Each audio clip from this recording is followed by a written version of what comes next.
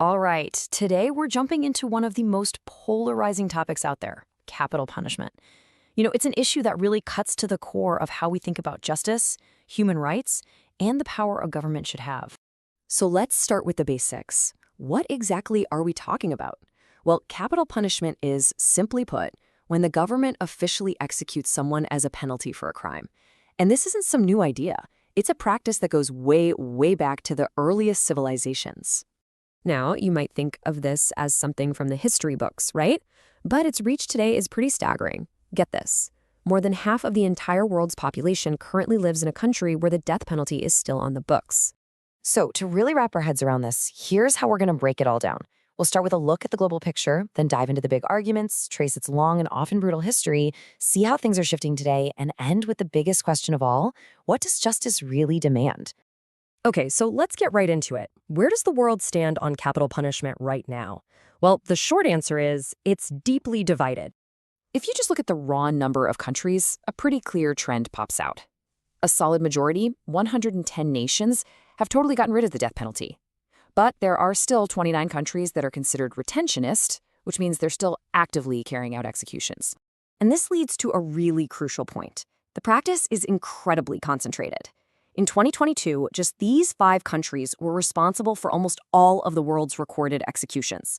China's at the top, believed to execute thousands every year, though the actual numbers are a state secret. After that, you have Iran, Saudi Arabia, Egypt, and the United States.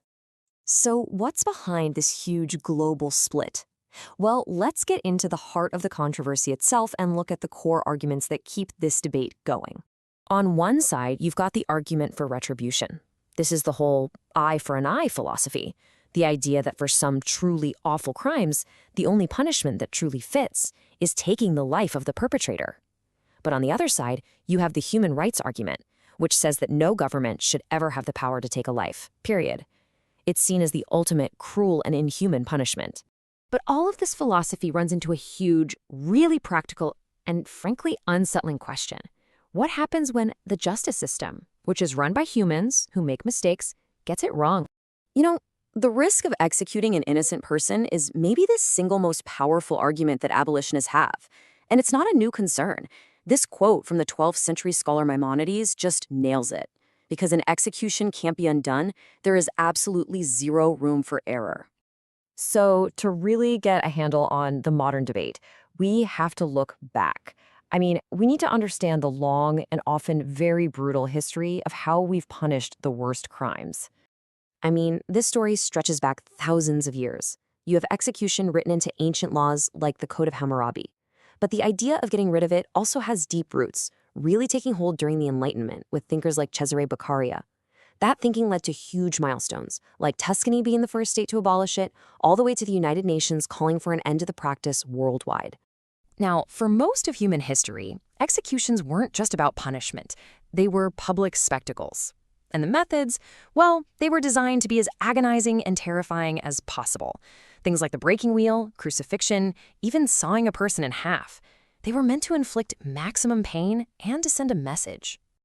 Fast forward to today, and things look totally different. There's been this huge shift. The methods have become almost clinical, medicalized. And the act has moved from the town square to behind the closed doors of a prison. It's a really profound change in how society deals with punishment. And that brings us right up to a major global development.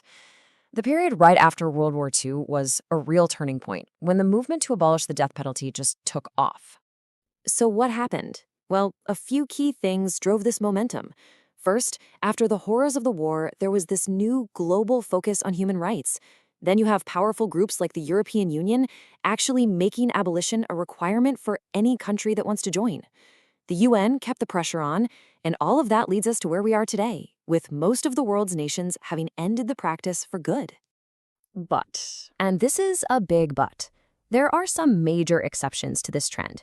The United States and Japan are the only 2 highly developed G7 nations that still carry out executions. In the US, it's legal at the federal level and in 27 states. And in Japan, public support for it is still quite strong, with over 100 people on death row right now. So all of this brings the debate firmly into our time. After thousands of years of history and decades of global change, Why does capital punishment still exist? A huge part of the answer is public opinion. If you look at the United States, for example, support for the death penalty in murder cases, while it has been dropping, still holds a slim majority.